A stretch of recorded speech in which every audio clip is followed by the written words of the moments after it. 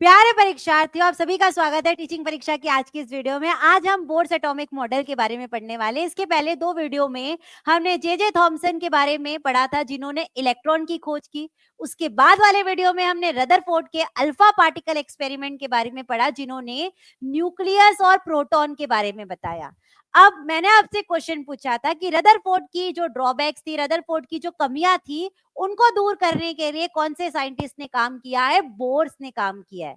तो आज हम पढ़ने वाले कि बोर्स का मॉडल क्या है। उसके पहले जिन भी बच्चों ने अभी तक सेशन को लाइक नहीं किया है, फटाफट लाइक और शेयर करते जाएंगे, और अगर आपने टीचिंग परीक्षा चैनल को सब्सक्राइब नहीं किया है तो सब्सक्राइब भी कर लेंगे।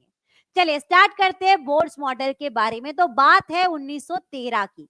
1913 में नील्स बोर, उनका पूरा नाम क्या था? Niels Bohr. नील्स बोर ने अपने मॉडल में रदरफोर्ड की कमियों को दूर करने की कोशिश की है, जिन्होंने अपना जो मॉडल बनाया है क्वांटम थ्योरी पर बनाया है। अब ये क्वांटम थ्योरी क्या है? क्वांटम थ्योरी किसने बनाई है, पहले तो ये पता रहना चाहिए, मैक्स प्लैंक ने।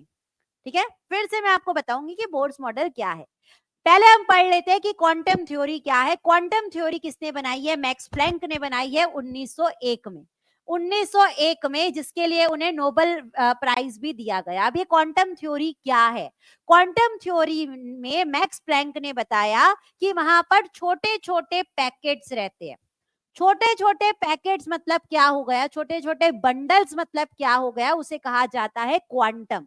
ये क्वांटम जो करती है, हमेशा उसमें ऊर्जा रहती है। वो ऊर्जा का क्या है? एक तरीके का उत्सर्जन करती है, ऊर्जा को एब्जॉर्ब करती है, ऊर्जा को रिलीज करती है। ये सारे बंडल्स के फॉर्म में रहते हैं। तो यहीं पर उन्होंने देखा कि क्वांटम थ्योरी में ऐसा हो रहा है, उन उससे इंस्पायर होके बोर्स ने अपना बोर्स एटॉमिक मॉडल बना दिया। अब क्या बनाया? बोर्स एटॉमिक मॉडल ने क्वांटम सिद्धांत को कैसे यूज किया वो हम देखने वाले। उन्होंने बताया कि नाभिक के अंदर तो प्रोटॉन्स और न्यूट्रॉन्स रहते हैं, ये तो सबने बता दिया है। लेकिन जो इलेक्ट्रॉन्स रहते हैं, जो छोटे छोटे बंडल की बात मैक्स प्लैंक ने की थी, तो बोर्स ने क्या बताया कि जो इलेक्ट्रॉन्स रहते हैं नाभिक के न्यूक्लियस के आजू बाजू चक्कर लगाते हैं, और ये जो चक्कर लगाते हैं उनके लिए शेल्स बनाए गए कि ये शेल में इतने इलेक्ट्रॉन्स रहेंगे, ये शेल में इतने रहेंगे, कहीं पर ज्यादा कहीं पर कम आप नहीं कर सकते, उतने ही रहना चाहिए। तो इलेक्ट्रॉन्स जो रहते हैं वो चार कक्षाओं में, चार शेल में चक्कर लगाते हैं। उससे ज्यादा भी होते हैं, लेकिन हमें चार के बारे में पढ़ना है। जो मोस्ट इंपॉर्टेंट है KLMN। के मतलब पहला वाला शेल, एल मतलब दूसरा वाला शेल, एम मतलब तीसरा, और एन मतलब चौथा शेल। ठीक है, तो हर शेल में कुछ एनर्जी रहती है, और वो एनर्जी किस में रहती है? इलेक्ट्रॉन्स में रहती है। तो इनको हम क्या कह सकते हैं? एनर्जी लेवल्स भी कह सकते हैं, ऊर्जा स्तर भी कह सकते हैं। ये जो शेल्स की बात हम कर रहे हैं, कक्षाओं की बात कर रहे हैं, इसे हम ऊर्जा स्तर भी कहते हैं, एनर्जी लेवल भी कहते हैं, क्योंकि ये इलेक्ट्रॉन्स इसमें रहते हैं और इलेक्ट्रॉन्स में एनर्जी रहती है। लेकिन रदरफोर्ड ने क्या बताया था? रदरफोर्ड ने बताया था कि इलेक्ट्रॉन्स चक्कर लगाते लगाते थक जाते हैं और उनकी एनर्जी जीरो हो जाती है और इलेक्ट्रॉन्स खत्म हो जाते हैं। लेकिन वो उन्होंने गलत बताया था। फिर बोर ने ठीक किया कि इलेक्ट्रॉन्स के अंदर एनर्जी रहती है और वो अलग अलग शेल्स में रहते हैं। ठीक है, तो यहाँ पर आपको ध्यान देना है कि देखिए, अब आपको ये क्वेश्चन पूछ सकता है कि कहां पर ऊर्जा रहेगी, कहां पर नहीं रहेगी। तो एक एक करके तीन स्टेप्स हम पढ़ने वाले। तीन स्टेप्स के बारे में पढ़ने वाले हैं कि जब इलेक्ट्रॉन अपने ऑर्बिट पर चक्कर लगाता है। अपना ऑर्बिट मतलब अगर कोई इलेक्ट्रॉन के शेल में, तो अगर वो के शेल में ही चक्कर लगा रहा है तो वो कोई भी एनर्जी नहीं निकालता है, कोई भी ऊर्जा बाहर नहीं निकालता है।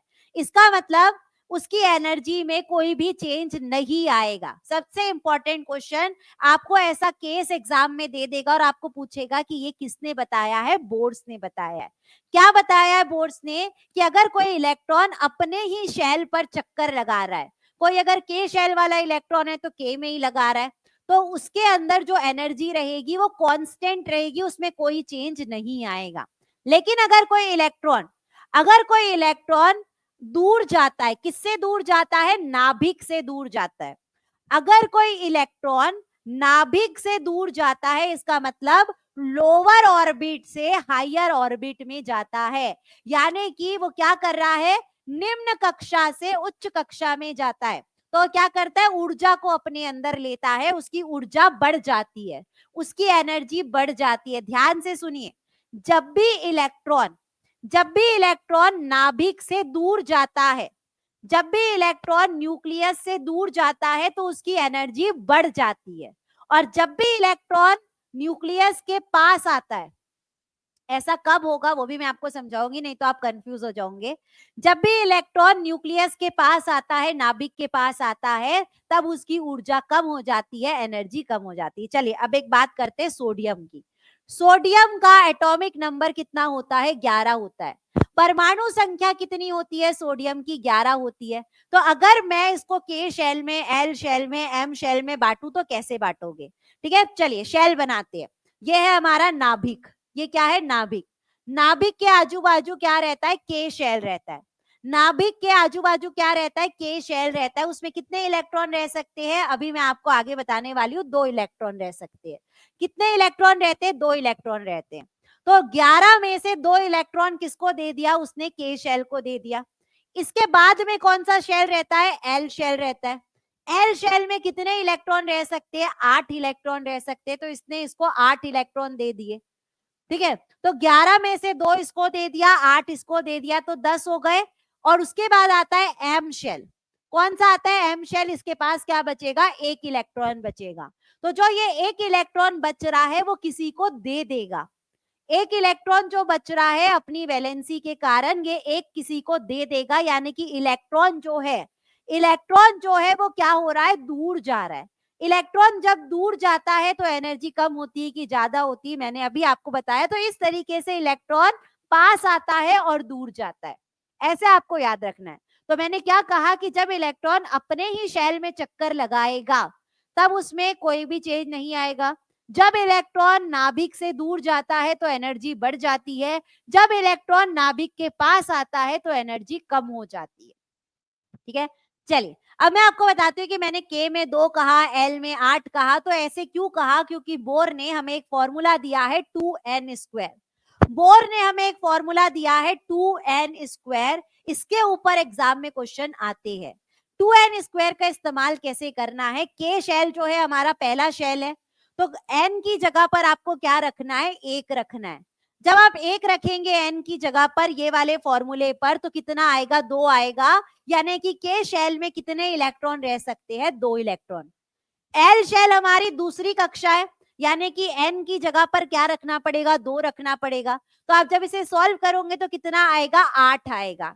तो आप एल शेल में कितने इलेक्ट्रॉन रख सकते हैं? 8 इलेक्ट्रॉन रख सकते हैं। एम जो है वो तीसरी कक्षा है, यानी कि एन की जगह पर 3 रखना है। इस तरीके से 18 आ जाएगा, फिर 32 आ जाएगा। इसे आप याद रख सकते हैं 2, 8, 18 और 32 से। ठीक है, क्लियर है? तो चलिए अब कुछ क्वेश्चन करते हैं। बीपीएससी में पूछा गया क्वेश्चन है, एक कोश में कितने इलेक्ट्रॉन रहेंगे? ये हम कौन से फॉर्मूले से पता लगा सकते हैं? 2n²।